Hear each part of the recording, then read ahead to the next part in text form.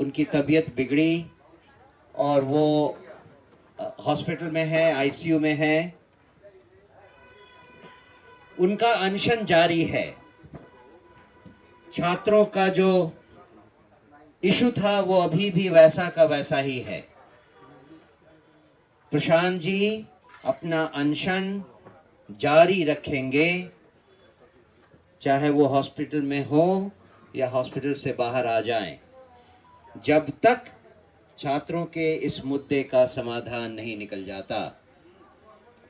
और कल हमने इस आशय का एक ज्ञापन माननीय चीफ सेक्रेटरी साहब को भी दिया था, जिसमें यही बात कही गई थी कि एक बहुत साधारण सी मांग है कि अभ्यर्थियों का एक शिष्टमंडल, 5 सदस्यीय शिष्टमंडल की मुलाकात मुख्यमंत्री जी से करवाई जाए, तो बाकी समाधान उससे आगे निकलेगा। और यही मांग हमारी चीफ सेक्रेटरी ने सुनी और कहा कि वो उस पर विचार करेंगे और हम तक वापस आएंगे।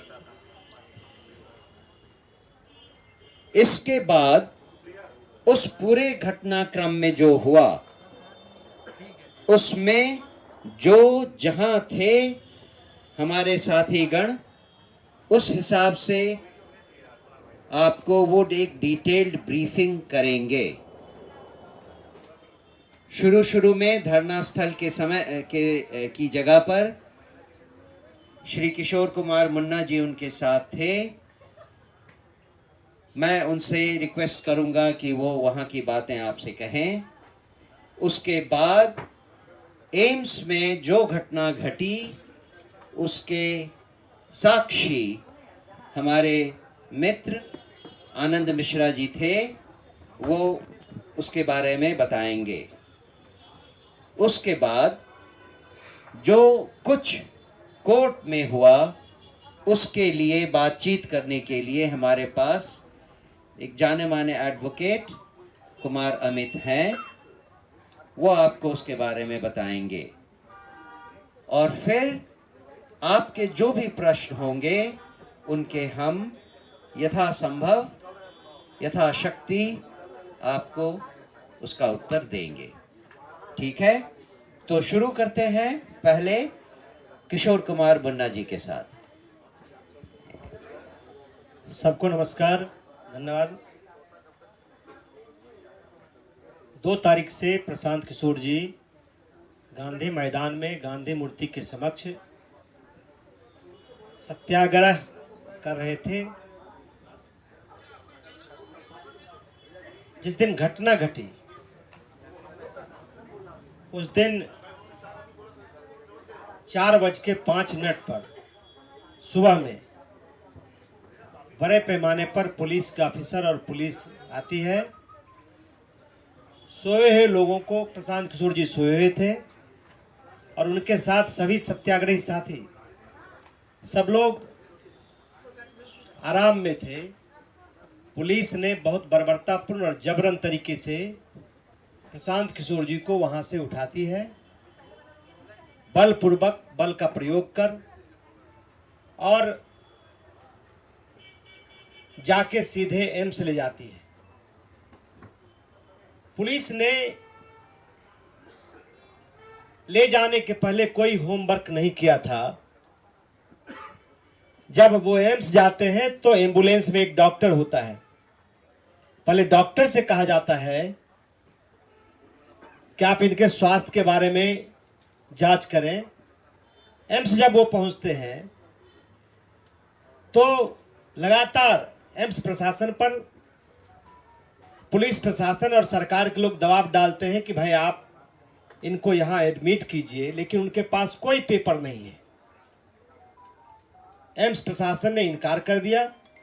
फिर जो साथ में डॉक्टर था उन पर दबाव दिया गया कि आप इनका हेल्थ फिटनेस सर्टिफिकेट दीजिए, आप लिख दीजिए।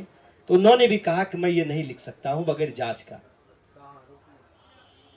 प्रशांत किशोर जी से कहा गया कि अब आपको यहां नहीं, यहां से पीएमसीएच या एनएमसीएच ले जाएंगे, लेकिन सरकार ने वहां से उनको फतवा लेके चला गया। मैं सिर्फ इतना कहता हूं, युवाओं के भविष्य बेचने के बाद भी सरकार और सरकार के प्रवक्ता बड़ी ढिठाई से अनर्गल और झूठे आरोप प्रशांत किशोर जी पर और जनसुराज पर लगा रही है, इस आंदोलन पर लगा रही है। सरकार को बताना चाहिए कि आप पटना में अस्पताल की कमी हो गई, पीएमसीएच, आईजीएमएस, एनएमसीएच से बड़ा अस्पताल क्या फतवा में है? तो इस तरह से झूठ के बुनियाद पर किसी के चरित्र को और आंदोलन को बदनाम करना, ये ढिठाई से भी ज्यादा है और इसकी जितना निंदा की जाए ये कम होगा। जिस आंदोलन के बारे में जो छात्रों के भविष्य को बेचा गया है, करोड़ों 1000 करोड़ रुपया से ज्यादा का जो सौदा हुआ है, उस पर सरकार का जुबान नहीं खुलता है। सरकार की जुबान सिर्फ व्यक्तिगत आरोपों में खुलती है। कभी भी नीरज कुमार जी हो या सरकार प्रवक्ता हो, एक बार भी छात्र हित में ये नहीं कहती है। सिर्फ बरगलाने के लिए, आंदोलन को कमजोर करने के लिए और प्रशांत किशोर जी से जो पूरे बिहार के लोग इस आंदोलन के माध्यम से जुड़े हैं, उसको खत्म करने के लिए एक साजिश रची गई। इससे पहले कि मैं माइक आनंद मिश्रा जी को दूं, बस एक चीज कहना है कि उस दिन जो पुलिस ने गांधी मूर्ति के जगह पे रेड किया था, कहना तो यही होगा, उसमें जो सीजर लिस्ट होना चाहिए, जो पुलिस को इशू करना चाहिए इमीडिएटली, वहां क्या था? कुछ गद्दे थे, कुछ कंबल थे, जो भी था, साउंड सिस्टम था, उन सब की लिस्ट पुलिस को इमीडिएटली बनाकर देना चाहिए था। आज 7 दिन हो गए, हमारे बार बार कहने के बावजूद वो सीजर लिस्ट पुलिस ने और प्रशासन ने अभी तक नहीं दिया है। अब उसमें वो क्या ऐड करेंगे, लिखेंगे गांजा था या अस्त्र शस्त्र थे, ये हमें लगता है कि कुछ जानबूझकर ऐसा षड्यंत्र रचने के लिए पुलिस और प्रशासन मिलकर सीजर लिस्ट अभी तक जारी नहीं किया गया है। आनंद Mishra ji. Thank you sir, सबको नमस्कार। ये उस दिन जब घटना हुई वहाँ पे गांधी मैदान से लेके जाया गया है, तो मैं वहाँ पे स्थल पे नहीं था। मुझे पता चला तो मैंने तब ये भी नहीं पता चल रहा था कि लेके कहाँ जा रहे थे हम। मैक्सिमम मैंने जिसको फोन लगा सब बोले पता नहीं भैया कहाँ लेके गए, एम्बुलेंस में लेके गए, कहाँ लेके गए, हम लोग यहाँ देख रहे हैं, वहाँ देख रहे हैं, किसी को नहीं पता था। तो किन्हीं कारणों से कैसे भी करके मैंने अपने तरीके से उसको पता लगाया कि वो एम्स की तरफ जा रहे हैं। मैं वहां से तुरंत निकला, इनके एम्स पहुंचने के 15-20 मिनट में पीछे मैं भी वहां पहुंचा। जब पहुंचा तो पहले रोका गया, भाई कहाँ जा रहे हैं, क्यों जा रहे हैं? तो मैंने कहा भाई हॉस्पिटल जाने भी नहीं देंगे, क्या हो गया? तो नहीं सर हम तो आपको जानते हैं, अब तो इसलिए रोक रहे हैं क्योंकि पहचान गए हमको। तो मैंने कहा बिल्कुल हम मिल सकते हैं। आपने क्या किया? आपने किसी को खबर नहीं है कि आदमी गया कहाँ? आप हवा में उड़ा लेंगे, किडनैप कर लिया, किया क्या आखिर उसका? मुझे पता होना चाहिए। तब तक एक हमारे डीआईजी साहब अंदर थे, वो आए, बोले हाँ हाँ आने दीजिए इनको, आने दीजिए। मैं अंदर पहुंचा, वहां पे जाके जब वहां देखता हूं तो बहुत सारे ऑफिसर थे। ये एक बहुत इंपॉर्टेंट बात आप सबको बता रहा हूं, ये डीजीपी साहब से रिक्वेस्ट करूंगा इस बात का संज्ञान ले। एक आदमी का रैंक नहीं दिख रहा था, कौन कौन से ऑफिसर हैं, किसी का नेम प्लेट नहीं था। डीके बासु गाइडलाइंस बोल के कुछ है धरती पर। ये डीके बासु, मैं खुद ऑफिसर रहा हूं, मैं जानता हूं कि आप अरेस्ट, डिटेंशन, ये सब जो प्रोसीजर्स का तरीका होता है। इतनी अनप्रोफेशनल पुलिस मैं मतलब धरती पे नहीं सोच सकता हूं कि भारत में आज भी ये सही में ये बिहार का वो जो गाना था, आइए बिहार में ठोक दें कट्टा कपार में, यही पुलिस कर रही है। इतनी अनप्रोफेशनल। मैं रैंक क्या है, नाम क्या है, कौन है, किसी को नहीं पता। ये तो बैंड ऑफ कौन है, हमको क्या पता? कोई बहरूपिया हो, कोई गुंडे हो, ये सच में पुलिस थी या नहीं? एक बंदे का नहीं दिख रहा था। आधे से ज्यादा ने कैप नहीं पहना था। बिहार पुलिस भी है कि नहीं पता नहीं, आप है कौन? तो वहां मैं सबसे पूछ रहा, भैया आप कौन है, क्या है? हाँ बताया जाएगा। वहां पे आते हैं, रूम में मैं बैठा था, आके कहते हैं आपको मेडिकल टेस्ट करना होगा। प्रशांत जी पूछ रहे हैं किस केस में लाए हैं मेरे को, बताया जाएगा। अरे व्हाट इज बताया जाएगा? आपके कुछ नेचुरल राइट्स, फंडामेंटल राइट्स है ना, आपको पता तो होना चाहिए आप डिटेन हुए हैं, आपने मुझे अरेस्ट किया है, बताया जाएगा। तो बोले जब आपको ही नहीं पता आपने मेरे साथ क्या क्या, आप कैसे भाई, आप पता नहीं, आप मुझे इंजेक्शन के नाम पे जहर दे देंगे तो कौन जानता है, इतनी दुश्मनी जब दिखा रहे आप जहर भोंक देंगे मेरे अंदर और फिर कहेंगे किसी कारण से मर गया ये आदमी। तो ये रिस्क होता है ना। तो वो आदमी कैसे बोल दे कि हाँ आप मेरे शरीर के संग आप चेकिंग करिए, कुछ भी करिए, आप प्रिक करिए, कौन जानता है उस नीडल में क्या लगा के प्रिक करेंगे। तो ये सब का गारंटी आप कैसे आप उस आदमी पे भरोसा कर सकते हैं जो कि अपना आइडेंटिटी डिस्क्लोज करने को तैयार नहीं कि वो है कौन जिसने डिटेन किया है। हमें क्या पता बिहार पुलिस है कोई और है। तो ऐसे सिचुएशन पे ये प्रशांत जी कहते हैं कि भैया आप हमको पहले बताइए कि हमको लाए क्यों है, आप कौन से केस में लाए हैं, कोई पुराना केस है, नया केस है, केस का नंबर बताइए, आप हमारे चार्जेस बताइए, कहां लेके जाएंगे यहां से ये बताइए, मुझे इन्फॉर्म तो करिए किसी को कि भाई हम कहां पे हैं। हमको फोन नहीं करने दिया जाए, भैया फोन मत करिए सर, फोन ऑफ रखिए। आप हमारे कम्युनिकेशन नेटवर्क बंद कर देते हैं। मैं फिर बोला ठीक है बाहर, मुझे बोले प्रशांत भैया कि काम करिए आप चल लीजिए बाहर, थोड़ा संभाल दीजिए, मीडिया के भी बंधु होंगे उनको बता दीजिए कि हम सेफ है, लोग में घबराहट ना आए किसी तरह का। ये आदमी लगातार सोच रहा है कि किसी तरह का विश्रृंखला नहीं होनी चाहिए, पीस मेंटेन रहना चाहिए। आप आनंद जी बाहर जी और सबको बताइए सब ठीक है, सब कोई घबराने की बात नहीं है। He was trying to make things peaceful और पुलिस उसको और उस पर डाले जा रही है घी। हम निकल रहे, सर थोड़ा आप बैठ जाइए सर। हम बोले क्यों डिटेन कर रहे हो? नहीं सर आप थोड़ा रुक जाइए, कोई सीनियर अधिकारी आ रहा है। मुझे पता है पुलिसिया तरीका है रोकने का, मैं अब उसको धकेल के तो जा नहीं सकता। मैं उससे पूछ रहा हूं अच्छा आप कौन है? सर बता देंगे सर, आप थोड़ा सा बैठ जाइए। ये सोचिए, ऐसे डीजीपी सर से मैं रिक्वेस्ट करता हूं, है ना, आपका एक जूनियर हूं मैं, आपसे रिक्वेस्ट करता हूं कम से कम बेसिक गाइडलाइन सिखाइए। ये बड़े बड़े गया मैं पुलिस अकेडमी बनाने से नहीं होता जहां आप डीके बासु गाइडलाइंस नहीं फॉलो करते हैं, और इतने बड़े हाई प्रोफाइल चीज में जहां प्रशांत किशोर जैसे एक व्यक्तित्व को आप डिटेन कर रहे हैं, अरेस्ट कर रहे हैं, साथ में खुल के बड़े बड़े ऑफिसर आके बड़े बड़े होकर चौड़े हो कह रहे 44 आदमी को डिटेन किया। पहले इसमें देखिए किसने डिटेन किया, जरा आप निकालिए। तो ऐसी परिस्थिति बन गई थी एम्स में, जहां पे ये जो एम्स से निकलने के बाद आपने देखा होगा काफी लोगों ने रोकने की कोशिश की, खोज रहे गाड़ी में आके ठोक रहे, किस गाड़ी में है भैया, कहां है कहां है। अरे यार आप लोग ये कैसा पुलिसिंग है जहां आपके पास मुंह है, जबान है, आप बोल सकते हैं ना, आप बताते नहीं, छुपा के क्या प्लानिंग करते हैं, एनकाउंटर करेंगे। पूछे थे वहां पे, पता प्रशांत जी ने पूछा था ये बात कि आप लोग प्लान क्या करें, मेरा इनकाउंटर करने का सोच रहे हैं क्या, कि इतना छुपा के रखा है, बता ही नहीं रहे कहां पे क्या होगा। मैं कैसे आपको बोलते आपका आधार कार्ड दीजिए, मैं गजब आदमी हूं, देश का कौन आदमी है जो पॉकेट में आधार कार्ड लेके घूमता है। आप मेरे को चप्पल नहीं पहनने दिए, वहां से जब गया प्रशांत जी ने चप्पल नहीं पहना, किशोर जी ने अपना चप्पल उनको दिया, वहां पे वो चप्पल तक उनको पहनने नहीं दिया, बोलते आप आधार कार्ड दीजिए। मैं कहां से दे, जब आप फोन से, मतलब फोन भी तो मेरा पता नहीं कहां है, आपने फोन भी कहां लेने दिया मुझे। तो ये किस तरह का अरेस्ट प्रोसीजर से, किस तरह का डिटेंशन। सर ने कहा रेड, ये तो हमने, मैं तो मिलिटेंट्स की कैंप अटैक्स करता था, है ना, प्रॉपर कैंप अटैक होता था जब फायरिंग और रॉकेट लॉन्चर चलते थे, वो भी ऐसे नहीं करता था भाई। वहां भी पकड़ लिया तो उसको जूते पहनने देता था, बोलते कागज वागज कहां है, तेरे पेपर्स कहां है। और यहां पे इस धड़ल्ले से हम किस बिहार में रह रहे हैं। और उसके बाद जब हम लोग निकलने का हुए तो यही था, प्रशांत जी मुझे लगातार बोले थे कि आनंद आप इनको शांत रखिएगा, मैं उधर जाता हूं, आप बोलेंगे मानेंगे लड़के, आप बताइएगा, किसी तरह का कोई अशांति ना करे, हम लोग कोऑपरेट करते हैं, ये जो जानना चाहते हैं जहां ले जाना चाहेंगे जाए। कहा उनको उधर चढ़ा दिया, हमको अलग कर दिया, हमको भी एक स्कॉर्पियो में घुसा दिया कि चलो आप भी अंदर चलो, मुन्ना जी को साथ में घुसा दिया, एक डीआईजी थे उनको भी साथ में डाल दिया। हमने बोला भैया हम मदद करेंगे आपकी, हम नीचे रहेंगे तो मदद करेंगे, हम इस क्राउड को संभालेंगे। नहीं सर आप प्लीज यही रहिए, यहीं बैठिए। ये चीज करके फिर प्रशांत जी को अलग, हम लोग को अलग, हम लोगों को भी जब निकाला हमें भी नहीं पता हम कहां जा रहे हैं, फोन बंद कर लिया, फोन छीन लिया, उसे कुछ हम पूछ रहे बार बार, जो लड़के थे, किशोर जी थे गाड़ी में, आप, हम पूछ रहे थे भैया आप कौन से रैंक के हैं, क्या नाम है आपका? जी सर मैं यहीं से हूं सर, वो भी नहीं बता रहा है। तो उसके बाद थोड़ा सा, अब है तो आईपीएस भी थे, हम भी भाई, तो ठीक से समझाए उसको, डीके बासु की बात किए कि तुम्हें पता है मैं तुम्हारे ऊपर इसके लिए हम कंटेम्प्ट डाल देंगे कोर्ट में कि जिस आदमी ने हमको डिटेन किया उसने अपना आइडेंटिटी बताने से इंकार कर दिया, तुम कौन हो। तब वो बताना शुरू किया कि हम सब इंस्पेक्टर है। तो 3 सब इंस्पेक्टर्स हमारे गाड़ी में बैठे थे, हमें नहीं पता था कहां लेके जा रहा हो, सर बता देंगे। अरे कैसे बता दोगे यार, मेरे घर वाले परेशान होंगे, आप क्या किडनैप कर रहे हो हमको, ये तो इलीगल डिटेंशन है ना। इस चीजों पे बात होनी चाहिए, ट्रेनिंग होनी चाहिए।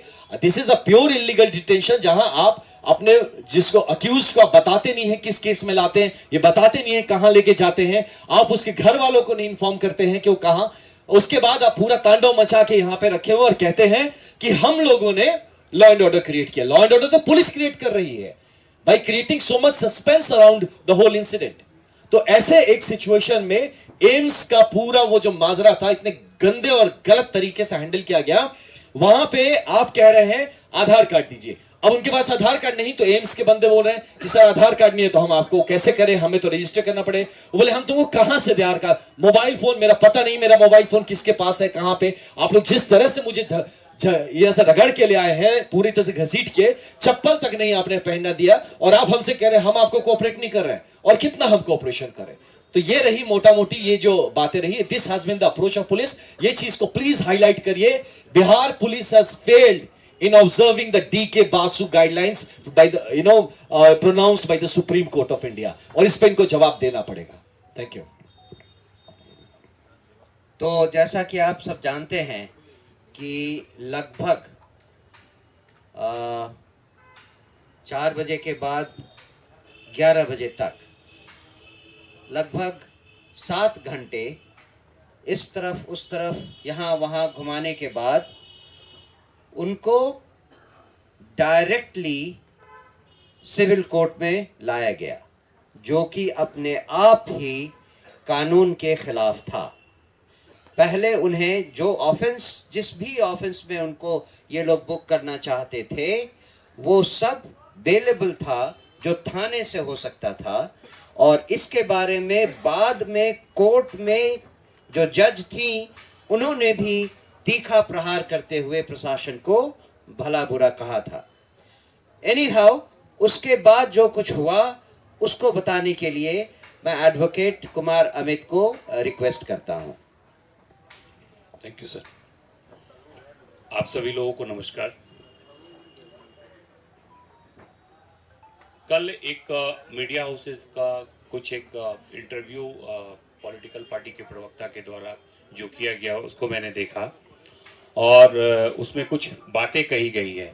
उसमें पहला आरोप जो लगाया गया है प्रशांत किशोर जी पे, वो ये है कि वो झूठ बोल रहे हैं कि उन्हें सशर्त बेल देने की बात कही गई, उन्हें उसे मानने से इनकार किया, और तत्पश्चात जो है उनको बेल मिला बिना शर्त का।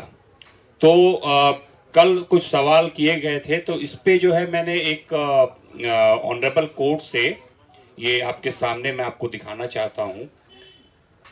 सर्टिफाइड ऑर्डर है कोर्ट का, जो है ये सर्टिफाइड ऑर्डर है, ये देखिए मोहर वगैरह लगा हुआ है। तो कल जो स्टेटमेंट दिया गया प्रवक्ता महोदय की तरफ से, वो कुछ कागज घुमा रहे थे ऐसे कि ये ऑर्डर है, और उसमें से पढ़ रहे थे। तो पता नहीं आप लोगों को, मुझे तो नहीं दिखा वो ऑर्डर, आप लोगों को दिखाया गया या नहीं दिखाया गया। मैं आपके सामने, मैं चाहूंगा कि आप लोग इस पे फोकस करें और देख ले। ये सर्टिफाइड कॉपी है, ऑनरेबल कोर्ट का साइन कॉपी कल शाम में मेरे पास उपलब्ध हो पाया है।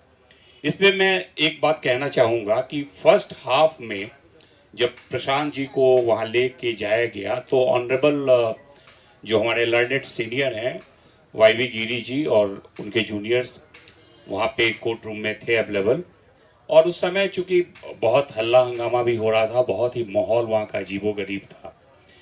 लेकिन क्या आप लोग इस बात से इनकार करते हैं कि मीडिया हाउसेस भी इस बात को चलाए हैं कि सशर्त बेल देने की बात कही गई, जिस सशर्त बेल को वो शर्त को मानने से इनकार किए, इसलिए उन्हें जेल जाना पड़ेगा।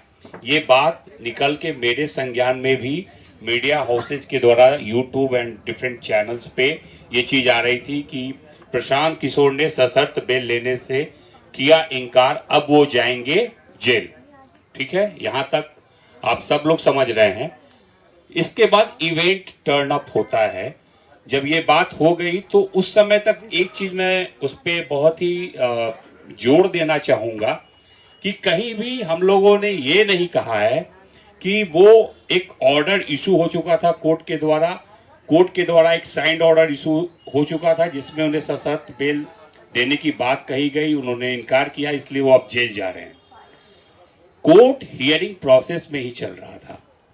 सेकेंड हाफ में तकरीबन 2:30 बजे के आसपास, 3 बजे के आसपास, जब मैं सिविल कोर्ट पहुंचा, इस जानकारी के बाद प्रशांत जी से मेरी कुछ बात हुई और मैं अंदर कोर्ट के अंदर गया और मेंशन किया कि क्या मैडम आपने ऑर्डर पारित कर दिया है, ऑर्डर साइन हो गया है तो कॉपी दीजिए। और अगर ऑर्डर हो गया था, हो जाता उस समय तक, तब तो वो बेउट के अंदर रहते उसी समय 2 बजे तक। ये बहुत कॉमन सेंस की बात है, नॉर्मल बात है, इसको समझने की जरूरत है। कोर्ट हियरिंग प्रोसेस में था, उन्होंने अलाउ किया, ऑनरेबल कोर्ट ने मुझे अलाउ किया कि हाँ आप अपनी बात रखिए, आपको क्या रखना है। तब मैंने उन्हें बताया कि जैसा कि आप देख रहे हैं कि इसमें जो भी चार्जेस लगे हुए हैं, सेक्शन 190, 191 क्लॉज 2, 191 क्लॉज 3 एंड 223, ये सब के सब अवेलेबल हैं। मैक्सिमम जो प्रोविजन है इसका पनिशमेंट का, वो 191(3) में है। और सुन के आप लोगों को बड़ी हंसी आएगी, ये कहता है राइटिंग विद डेडली वेपन्स। तो आप सभी लोग कवर कर रहे हैं पिछले 6-7 दिन से गांधी त्रिमूर्ति के नीचे प्रशांत किशोर जी और बाकी जो भी स्टूडेंट्स या उनके जो भी सपोर्टर्स जनसुराजी लोग वहाँ बैठे हुए हैं, उनमें से किसी के हाथ में आपने एक छोटा डंडा भी देखा है क्या, एक छड़ी भी देखी है क्या? मेरा ये प्रश्न आप लोगों के माध्यम से पूरे जनता को ये इसका बताना पड़ेगा, पुलिस को भी बताना पड़ेगा कि आप जो ये सेक्शन एप्लीकेबल किए हैं, और जैसा आनंद भाई ने कहा, इनसे मैं पूरी तरह से इनके साथ हूँ। इन्होंने बहुत अच्छी बात कही कि डीके बासु के गाइडलाइंस को भी ये लोग नहीं मान रहे हैं। तो अब कैसी पढ़ाई हो रही है, कैसी ट्रेनिंग चल रही है इनकी कि कौन सा सेक्शन लगाना है, कौन सा नहीं लगाना है। राइटिंग विद डेडली वेपन्स, क्या किसी भी स्टूडेंट के हाथ में एक छड़ी तक नजर आई है किसी को? बेचारे बच्चे सुबह 4 बजे कंबल ओढ़े उस कड़ाके की ठंड में खुले आसमान के नीचे पड़े हुए हैं। अगर कंबल और मफलर वेपन है तब तो कमाल है भैया। बिहार पुलिस की नज़र में अगर आप कंबल ओढ़ते हैं और मफलर पहनते हैं तो ये डेडली वेपन्स है। और राइटिंग कहाँ पे दिखा आपको? आराम से सुबह 4 बजे क्या एवरी डे पिछले 2 दिन से 2 रात तो मैं खुद था जिस दिन उनको गिरफ्तार किया गया। अनफॉर्चुनेटली 3 बजे मैं वहां से निकला हूं। तो सब शांतिपूर्वक ढंग से बैठे हुए सत्याग्रह कर रहे हैं। और मैं इन तमाम राजनेताओं से आग्रह करता हूं कि कृपया सत्याग्रह मूवमेंट के बारे में एक बार पढ़ लें। गांधी जी की दुहाई बार बार आप लोग देते हैं, सत्याग्रह किस तरीके से होता है और प्रशांत जी का जो आमरण अनशन है वो कैसे उपद्रवित तरीके का था, ये आप बता दीजिए हमको। पहले तो निहत्थे बच्चों पे आप लाठी चलाइए, बेचारे री एग्जामिनेशन की मांग कर रहे हैं। गलती तो आप किए हैं, आपने एडमिट किया है आयोग ने इसको एक तरीके से। The moment you cancel the examination of Bapu परीक्षा केंद्र of 12,000 or perhaps 18,000 students, meaning thereby you admitted your fault कि आप गलती किए हैं। ऐसे ही कर दिया क्या 18,000 स्टूडेंट का आपने एग्जामिनेशन कैंसिल। अब आते हैं कोर्ट में, फिर वही प्रोसेस हियरिंग की चल रही थी। ऑनरेबल ने सुना मुझे शांतिपूर्वक ढंग से। मैंने उनसे रिक्वेस्ट किया कि देखिए ये सारे के सारे सेक्शंस अवेलेबल सेक्शंस हैं और इस शख्स को कोर्ट पुलिस थाने में कायदे से बेल मिलनी चाहिए, कॉन्स्टिट्यूशनल राइट है। तो वहां बेल नहीं मिला, तो जब इनका राइट का वायलेशन हुआ है तो मैडम आप सशर्त बेल क्यों दे रही हैं? जो पुलिस ने नहीं किया वो काम आप कर दीजिए, मेरी रिक्वेस्ट है। इसको उन्होंने सुना, काफी टाइम लिया। तत्पश्चात उनको जो है पीआर बॉन्ड पे ही सिंपली उनको मुक्त किया गया है। अब मैं आप लोगों को बता दूं कि पीआर बॉन्ड जो है वो बेसिकली पर्सनल रिकॉग्निजेंस बॉन्ड कहते हैं उसको। और पर्सनल रिकॉग्निजेंस बॉन्ड में भी शर्त रहता है भैया, कोर्ट चाहे तो शर्त लगा सकता है। लेकिन मैं आप लोगों को क्लियर कर देना चाहता हूं कि उसमें चूंकि वो पीआर बॉन्ड मैंने ही ड्राफ्ट किया था, वो पीआर बॉन्ड मैंने अपने हाथों से हैंड रिटेन ऐसे ही एक A4 के कागज पे अपने हाथ से लिखा है। वो यहाँ नहीं है, कोर्ट का रिकॉर्ड है, कोर्ट में होगा। उसमें 4 बातें मैंने लिखी है। अब आप बताइए कि क्या वो शर्त है या फिर वो तथ्य है।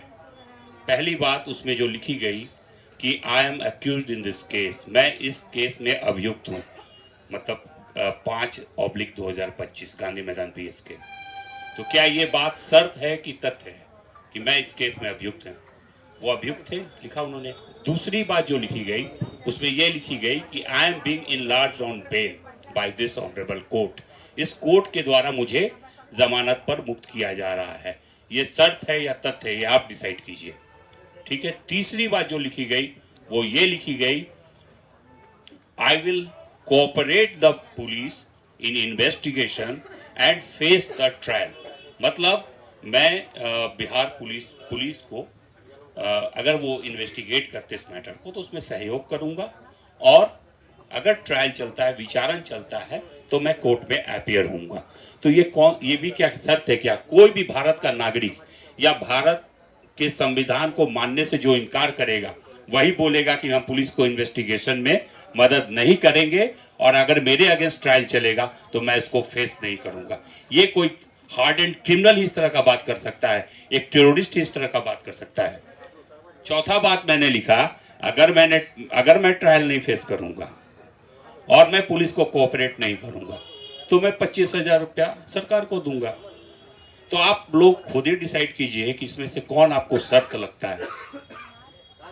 उनको ट्रायल तो फेस करना पड़ेगा, प्रशांत किशोर हो चाहे कोई भी हो। अगर आपके विरुद्ध FIR लॉन्च हुआ है, गलत या सही माननीय न्यायालय डिसाइड करेगा, ट्रायल चलेगा, जजमेंट होगा, नहीं संतुष्ट होंगे अपील में जाएंगे, higher forums are there, high courts are there, supreme court is there, तो वो तो न्यायालय ही डिसाइड करेगा।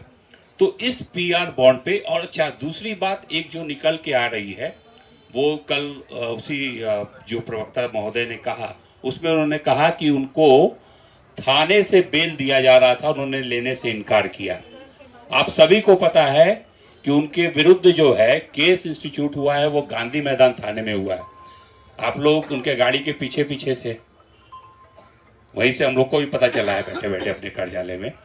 तो आप हमको ये बताइए कि गांधी मैदान त्रिमूर्ति से उठाने के बाद उनको गांधी मैदान थाने कब ले जाया गया? This is the question of jurisdiction. Gandhi मैदान थाना अगर उठाएगा तो गांधी मैदान थाने में ही बेल मिलेगा उनको, PR बॉन्ड पे ही सही, गांधी मैदान थाने। मेरे हिसाब से उनको गांधी मैदान थाने नहीं ले जाया गया, एम्स ले जाया गया, फतुहा ले गए भैया। मतलब जैसा मुन्ना जी बोल रहे थे, ये बड़ा हास्यास्पद है। PMCH यहाँ है, उसको दे आर क्लेमिंग कि इंडिया का सबसे बड़ा हॉस्पिटल बना रहे, वहां नहीं ले गए। आप ले जाते हैं उनको कहाँ? फतुहा। और क्या इश्यूज थे मेडिकल से पर्टेनिंग, आनंद भाई ने बहुत अच्छे से बता दिया। डर तो रहेगा ही ना, पता नहीं कौन सा निडल घुसा दोगे, क्या कर दोगे, तुम्हारा कोई ठीक नहीं है। तो वो एक बात है कि आप जो हैं क्या गांधी मैदान थाना ले गए, पहली बात।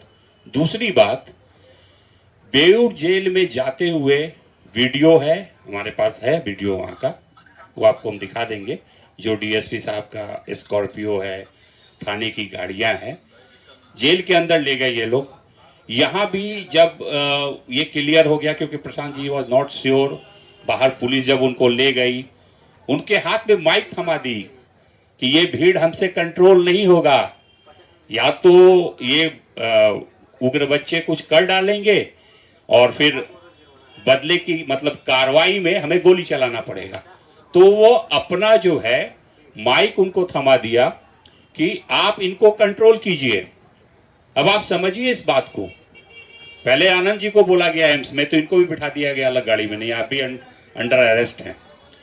तो वहां पे वो बजाबते बच्चों को शांत किया है, ये सब चीज देखने की है। उसके लिए आपने FIR कर दिया कि वहां पे वो उपद्रव मचा रहे थे। आप लोगों ने देखा है वहां पे कौन क्या उपद्रव मचा रहा था। आप कहां लेके गए वहां से उनको, और किस ऑथोरिटी से, without getting the remand order, आप किस ऑथोरिटी से उनको जेल लेके गए? जब आप कोर्ट में ले आए थे, अगर मान लीजिए उनको बेल ग्रांट हुआ था, हम उन्हीं की बात करते हैं, तो फिर आप वहां से कहां लेके गए, क्यों लेके गए? उनको तो वहां से फ्री हो जाना चाहिए था। हम लोग माला वाला पहना के ले आते उनको, कहां लेके गए ये प्रश्न है। ये क्लियर है, वीडियो भी है, आप बोलेंगे तो हम दिखा देंगे वहां का कि बेऊर जेल के अंदर ले जाया गया। और आप लोग के माध्यम से मैं कहना चाहूंगा कि वो तमाम ऑफिसर्स और जितने भी कर्मी थे पुलिस के जो प्रशांत जी के साथ थे, उनका मोबाइल लोकेशन जो है स्पेसिफिक 4 बजे से 6 बजे तक का पुलिस के पास होगी। पुलिस निकाले इसको और आपके बीच रखे कि वो कहाँ गए थे।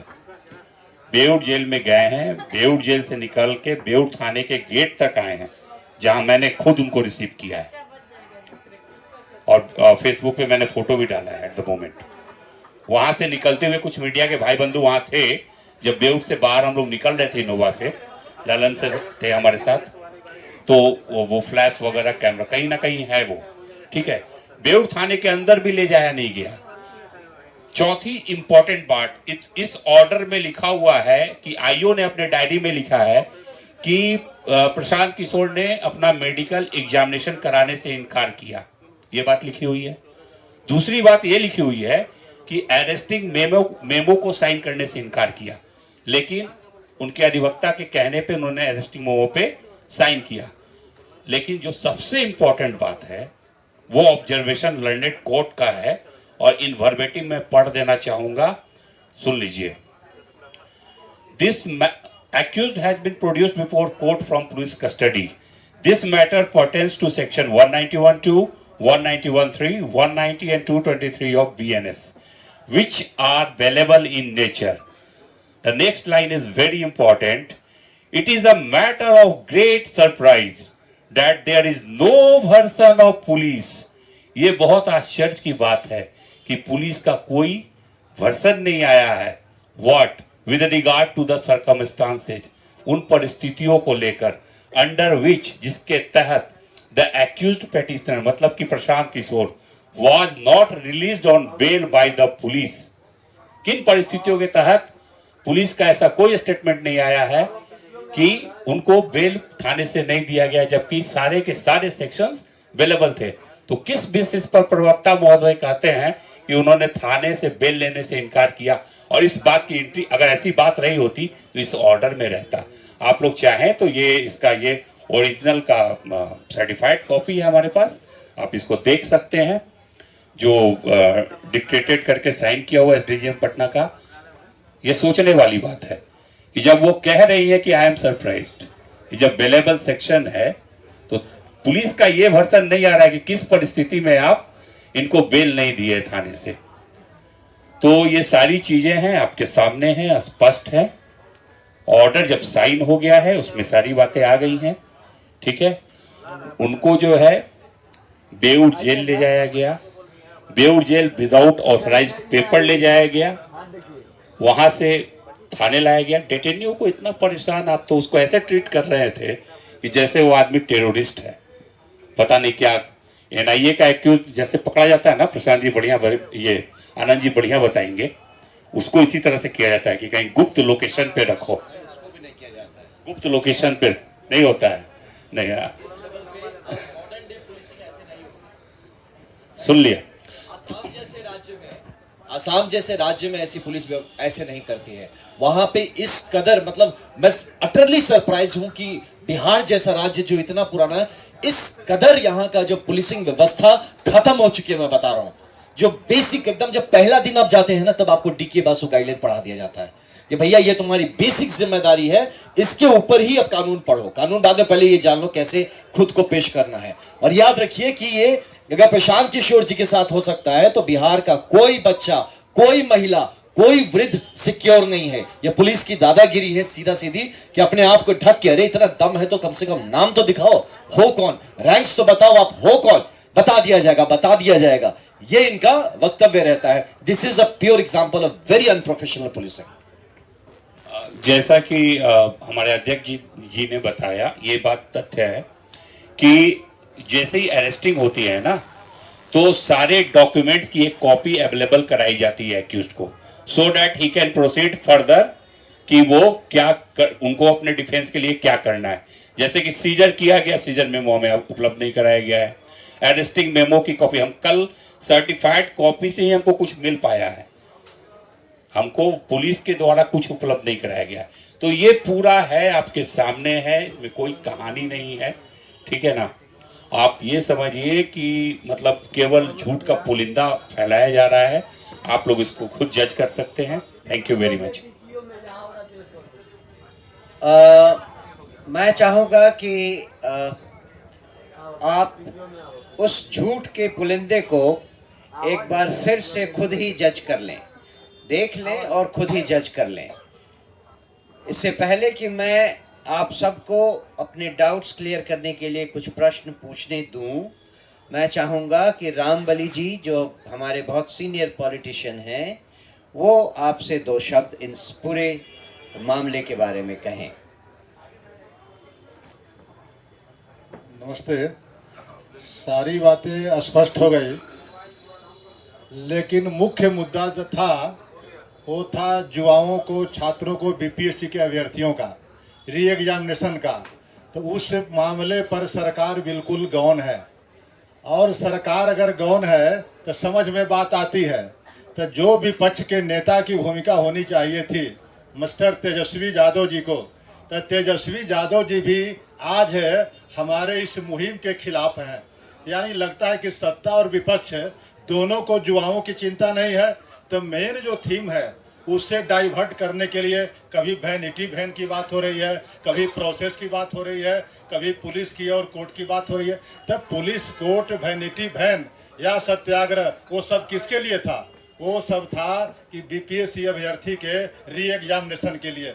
उसके लिए प्रशांत जी आज भी अनशन पर बैठे हुए हैं। ठीक है, अपना इलाज करा रहे हैं, आईसीयू में हैं। इलाज से जब मुक्त हो जाएंगे तो फिर कोई सार्वजनिक जगह पर अनशन स्टार्ट करेंगे, फिर सब आप लोगों को बता दिया जाएगा। लेकिन मुख्य जो मुद्दा था वह मुद्दा जहां के तहां है। इसलिए मेरा कंसर्न और आप तमाम लोगों का कंसर्न होना चाहिए कि जो विद्यार्थियों का भविष्य है, जो अभ्यर्थियों का भविष्य है, वह आज भी अधर में लटका हुआ है। इस पर जल्दी से जल्दी सरकार को और विपक्ष को अपना स्टैंड जो है क्लियर करना चाहिए।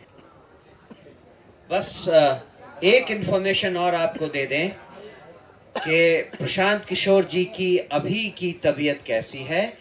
आज 8वां दिन चल रहा है, 7 दिन पूरा हो गया है, आज 8वां दिन चल रहा है।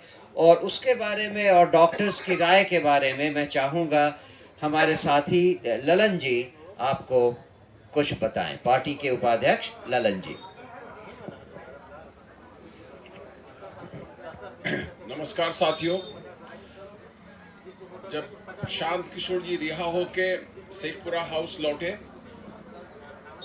उस दूसरे सुबह में उन्हें पेट में काफी दर्द हुआ, लेकिन उन्होंने मुझे फोन किया लगभग 8:30 बजे।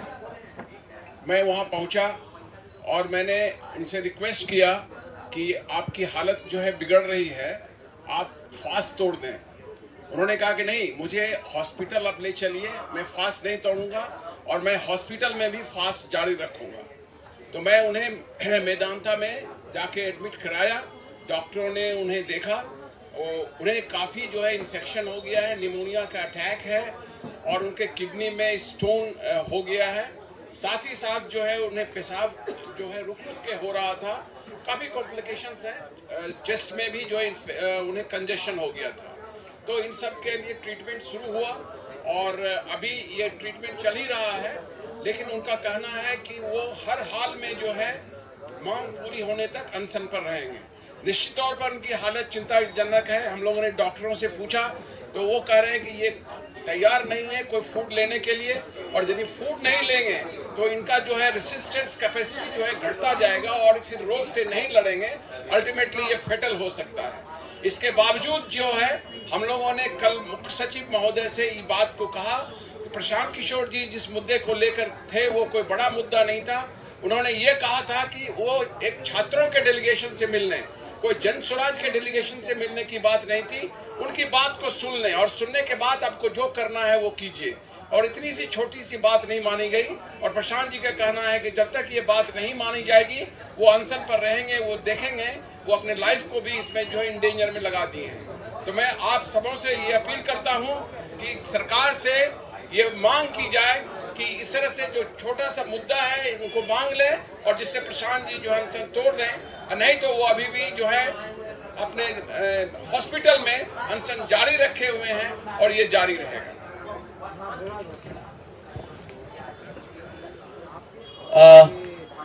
मैं चाहूंगा कि इस ब्रीफिंग का एंड हमारी तरफ से किशोर मुन्ना जी करें और आपको फाइनल कुछ बातें बता दें। मैं बस एक ही बात कहूंगा कि माननीय मुख्यमंत्री श्री नीतीश कुमार जी यात्रा पे हैं और तेजस्वी यादव जी भी यात्रा पे हैं। प्रशांत किशोर जी का अनशन का 8वां दिन है। छात्रों का मुद्दा आज भी पड़ा हुआ है। एक तरफ तेजस्वी जी आग का ताप ले रहे हैं घर में बैठकर यात्रा में, नीतीश जी के प्रवक्ता गाली दे रहे हैं, लेकिन जो छात्र के आंदोलन को लेकर अनशन पर अपना जीवन दांव पर लगा दिया है, उस पर सरकार कुछ भी सुनने के लिए तैयार नहीं है। न सिर्फ सुनने के लिए तैयार है, बल्कि सरकार इतने अहंकार में है कि छात्रों से बात करने के लिए भी तैयार नहीं है। तो ये बहुत ही शर्मनाक है। सरकार को अविलंब राज्य हित में, छात्रों के हित में और प्रशांत जी के स्वास्थ्य के लिए भी तुरंत छात्रों से वार्ता करनी चाहिए और उनके 5 सूत्री मांगों पर विचार करना चाहिए। इसी बात पे एक पॉइंट ऐड करना चाहता था। नॉर्थ ईस्ट में रहा हूं ना मैं पोस्टेड, वहां पे अल्फा जैसे GNLA बड़े बड़े मिलिटेंट NSCN ग्रुप्स हैं, सरकार उनको भी बुलाती है वार्ता करने के लिए। बड़े बड़े मिलिटेंट ऑर्गेनाइजेशन से सरकार वार्ता करने बुलाती है। यहाँ बच्चे कह रहे हैं हमसे बात कर लो और सरकार इनकी बात नहीं सुनती है। अब देख लीजिए संवेदनहीनता की पराकाष्ठा अगर कुछ हो तो यही है।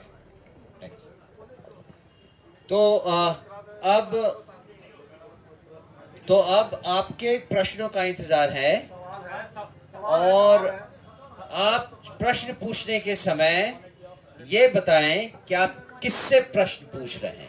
मुन्ना जी, आपने कहा कि 1000 करोड़ का सौदा हुआ है बीपीएससी में, क्या सबूत है, कोई साक्ष्य है क्या?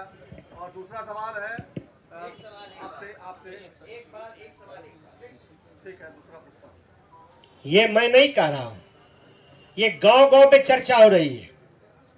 यदि 1000 करोड़ रुपए का डील नहीं होता और हम ही से प्रमाण मांगा जा रहा है, तो आप तो सरकार में हैं, कोई सिटिंग जज से आप जांच करवा लीजिए और यदि 1000 करोड़ रुपया घोटाला नहीं हुआ है तो आप हम पर कार्रवाई कीजिए। ये तो मैं नहीं कहता हूं।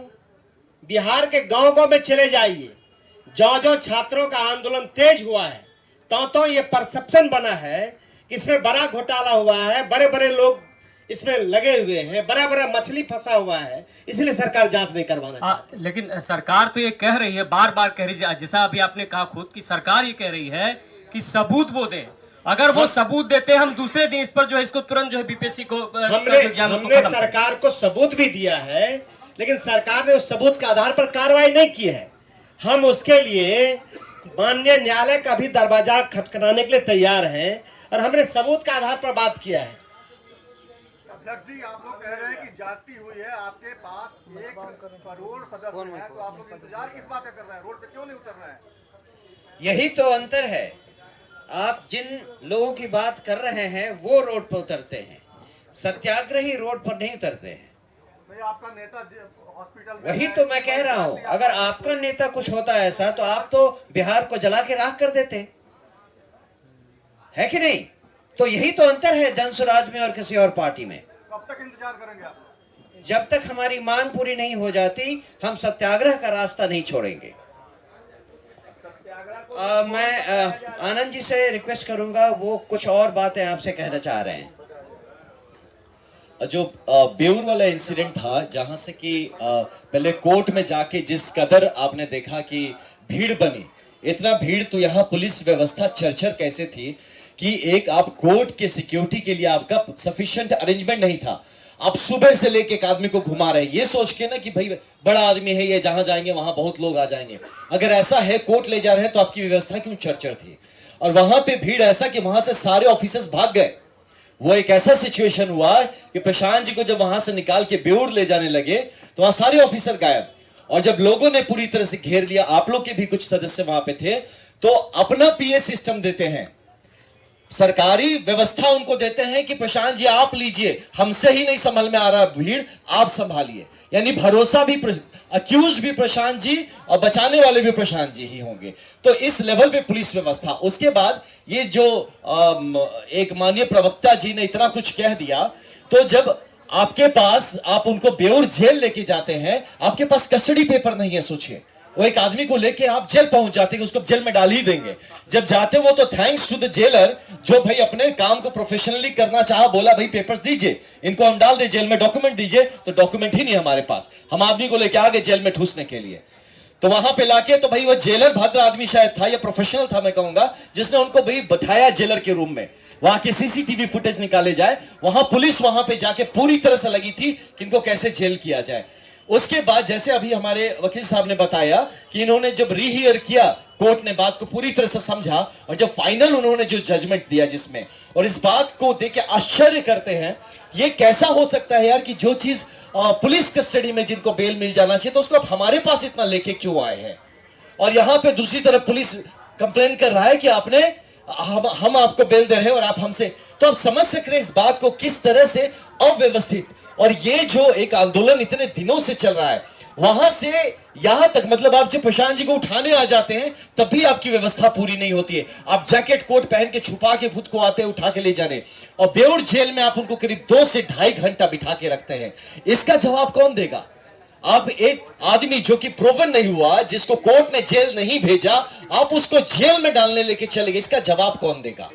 और उसके बाद आप उनको वहां से ले जाते हैं अपनी जान बचाने के लिए, आप बगल से बेउर थाना की गाड़ी मंगाते हैं, आप थाने की गाड़ी में बिठाते हो, थाने में भी नहीं ले जाते, गाड़ी में बिठा के इंतजार करते हैं कि कब हमारा आता है लेटर और कब आप उसमें गाड़ी में बिठा के आप साइन कराते हैं। इन सब में इसलिए इसको लिया फिर से माइक कि हम चाहते हैं कि इस बात को, ये मुद्दे हैं, ये आप मीडिया में हैं लेकिन कल को आप भी इसमें लपटा सकते हैं, इससे कोई नहीं बचा है। जब ये किसी को लपेटना चाहे आपको भी ऐसे ही चीजों में लपेटेंगे। अगर हमें लोकतंत्र बचाना है तो इन मुद्दों को सटीकता से उठाना पड़ेगा। डीजीपी साहब को इसका संज्ञान लेना चाहिए। मनोज भारती जी बताएं। हाँ, अगला सवाल। एक सवाल है, बिहार लोक सेवा आयोग का परीक्षा लेते रहा है, 8 मई 2022 को 68वीं बीपीएससी परीक्षा पेपर होता है आरा के जैन कॉलेज से 11 बजे, 12 घंटे के अंदर 8 बजे रात में परीक्षा रद्द कर दी जाती है। शिक्षक भर्ती परीक्षा मार्च 2024 में होती है, परीक्षा का पेपर नवादा से लीक होता है, परीक्षा रद्द कर दी जाती है। इस बार आयोग कह रहा है कि परीक्षा का पेपर लीक नहीं हुआ है, हम रद्द नहीं करेंगे। आप अगर आपके पास कोई गवाह है, कोई सबूत है, वो लाइए तो हम रद्द कर देंगे। कुछ तो आयोग के पास सच्चाई होगी, तब तो वो अपने इस बात पे अड़ी है कि हम परीक्षा रद्द नहीं करेंगे। कुछ सरकार के पास कुछ तो होगा जो सरकार अड़ी है कि हम परीक्षा रद्द नहीं करेंगे। 3,40,000 बच्चे इस परीक्षा में शामिल हुए हैं, महाराष्ट्र, गुजरात, राजस्थान से बच्चे आए हुए हैं। आपको लगता है कि ये परीक्षा रद्द कर देना इसका कोई समाधान है? कोई सबूत है तो आप कोर्ट में जाइए ना, आप ही कोर्ट से विनती कर दीजिए कि कोई रिटायर्ड जज की अध्यक्षता में इसकी जांच करा लीजिए। पहले भी कई बार हुआ है देश में, सरकार ने नहीं चाहा, PIL किया गया, उसकी जांच हुई, दूध का दूध पानी का पानी हो गया। हाँ, बात बिल्कुल सही है, और हम भी तो यही कह रहे हैं कि हम कह रहे हैं कि ये हम नहीं, छात्र कह रहे हैं कि इस परीक्षा में भी बहुत बड़े पैमाने पर धांधली हुई है। उसका एक सबूत तो सरकार ने मान ही लिया है। अगर सरकार ने एक सबूत मान लिया है तो वो इस बात को मानने से क्यों इनकार कर रही है कि इतने सारे बच्चों का भविष्य वो अंधकार में डाल रही है और केवल एक सेक्शन का री एग्जाम ले रही है। आप सोच कर देखें, एक नौकरी, उसके लिए 2 तरह के एग्जाम, कहां तक तर्क संगत है? ये वन एग्जाम वन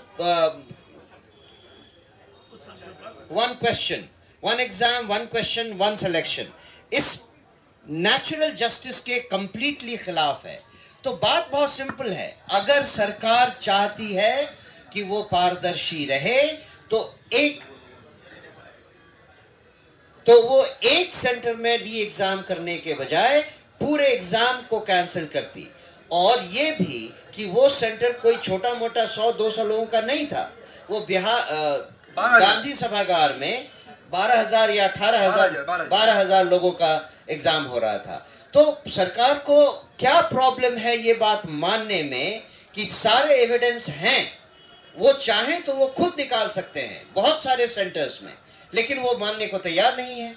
और पूरा का पूरा आंदोलन छात्रों का इसी पॉइंट पे तो है कि आपके पास एविडेंस हैं, आप चेक करें और आप फिर ये निर्णय लें।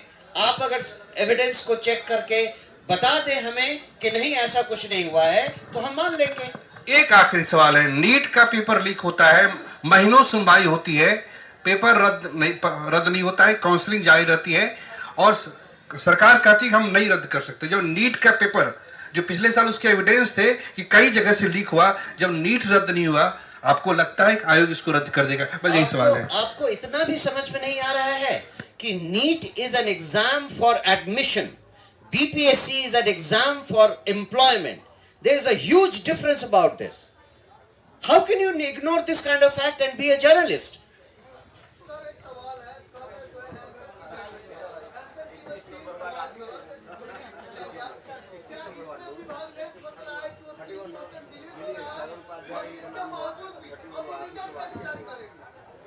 Absolutely, you are right. आप सही हैं।